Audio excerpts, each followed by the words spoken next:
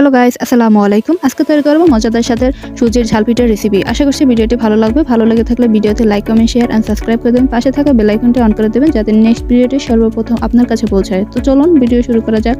আজকে আমি সুজির ঝাল পিঠা তৈরি করব। তার জন্য চুলায় একটি ননস্টিকের কড়াই বসিয়ে দিয়েছি। তাতে 1.5 কাপ পরিমাণে পানি অ্যাড করেছি। মাঝারি সাইজের 2টি পেঁয়াজ কুচি দিয়েছি 4 থেকে 5টি কাঁচামরিচ কুচি, হলুদের গুঁড়ো 1 চামচ, জিরা ধনিয়া গুঁড়ো 1 চামচ, স্বাদ মতো লবণ এবং একটি ম্যাজিক মশলা। ম্যাজিক মশলার পরিবর্তে আপনারা চাইলে নুডলসের মশলাও দিয়ে দিতে পারেন, আর মরিচটা আপনি বাড়িয়ে বা কমিয়ে দিতে পারেন।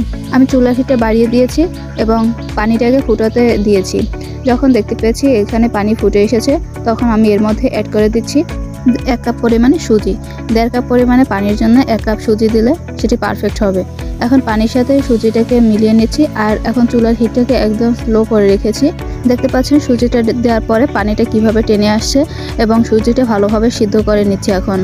আর কিছুক্ষণ এভাবে নেড়েচেড়ে এর মধ্যে আমি অ্যাড করে দিচ্ছি ধনিয়া পাতা, কারণ ধনিয়া পাতা পিঠাটা স্বাদ বাড়িয়ে তোলে, আর এটি না দিলেও কোনো সমস্যা নেই। ধনিয়া পাতা সবার শেষে দেওয়ার কারণ হচ্ছে আগে যদি দেই তাহলে এটি সিদ্ধ হয়ে যেতে পারে, আর আমি এখানে খুব বেশি সিদ্ধ করব না। ধনিয়া পাতাটাকে আমি কাঁচা কাঁচা রেখে দেওয়ার চেষ্টা করব, যেহেতু ভাজার সময় এটি এমনিতেই ভেজে যায়। ধনিয়া পাতা সুজি একত্রিত হয়েছে, তাই এখন আমি চুলা থেকে কড়াইটা নামিয়ে নিয়েছি আর একটি মিক্সিং বলে সুজির ডো ঠান্ডা করতে রেখে দিচ্ছি প্রায় 2 থেকে 3 মিনিট পর্যন্ত।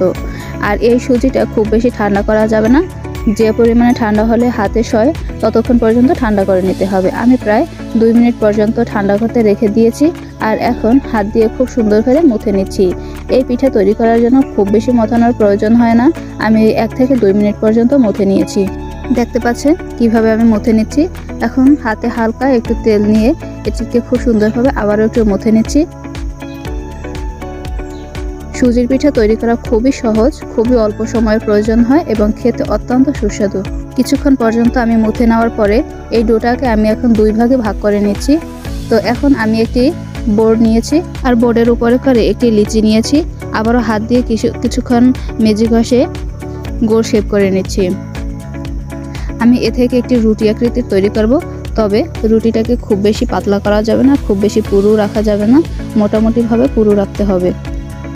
তো গোল শেপ করে নেওয়ার পরে আমি বোর্ডের চারপাশে একটু আটা ছিটিয়ে দিয়েছি। আপনারা চাইলে এখানে কর্নফ্লাওয়ার দিয়েও বেলে নিতে পারেন। আমি একটু লম্বালম্বিভাবে বেলে নেওয়ার চেষ্টা করতেছি, যেহেতু রুটি গোল হয় আর আমি এটা একটু লম্বালম্বি শেপ দেব। এই যে দেখতে পাচ্ছেন লম্বা আকৃতির রুটি তৈরি করা হয়ে গেছে, তাই এখন একটি ছুরি নিয়েছি এবং পাশ থেকে ছুরি দিয়ে কেটে নিচ্ছি। আপনারা চাইলে এখানে পিজা কাটার দিয়েও কেটে নিতে পারেন। আমি রুটিটার চারপাশ থেকে কেটে নিচ্ছি।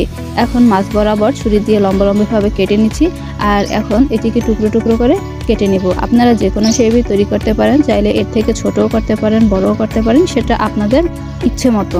তো আমি একটি পিস নিয়ে দেখিয়ে দিচ্ছি যে কতটা পাতলা করেছি। এই যে দেখতে পাচ্ছেন কতটা আমি পাতলা করেছি। এভাবে যদি আপনারা বেলে নেন তাহলে পিঠাটা অনেক ফুলকো ফুলকো হবে এবং ভিতরে কোনো খাস্তা থাকবে না। তা আমি আগে থেকে একটি কড়াইতে পর্যাপ্ত পরিমাণে তেল গরম করতে রেখেছি। যখন তেল গরম হয়ে গেছে তখন এর মধ্যে কেটে রাখা পিসগুলো অর্থাৎ কেটে রাখা পিঠাগুলো আমি দিয়ে দিচ্ছি, আর ভাজার সময় চুলার হিটে মিডিয়াম রেখে ভেজে নিচ্ছি। চুলার হিটে যদি বাড়ানো থাকে তাহলে পিঠাগুলো পুড়ে যেতে পারে এবং ভিতরের অংশটা ভালোভাবে সিদ্ধ হবে না, কাঁচা কাঁচা থেকে যেতে পারে। তাই সুজির ক্ষেত্রে অবশ্যই সাবধানতা অবলম্বন করতে হবে এবং মিডিয়াম হিটে পিঠাগুলো ভেজে নিতে হবে। দেখতে পাচ্ছেন কতটা ফুলকো ফুলকো হয়েছে পিঠাগুলো, আর প্রায় ভাজা শেষের দিকে। এখন চুলা থেকে আমি পিঠাগুলো উঠিয়ে নেব এবং কতটা কালারফুল এসেছে, তাই না? অনেক সুন্দর লাগছে দেখতে, খেতেও ইনশাল্লাহ অনেক ভালো হবে।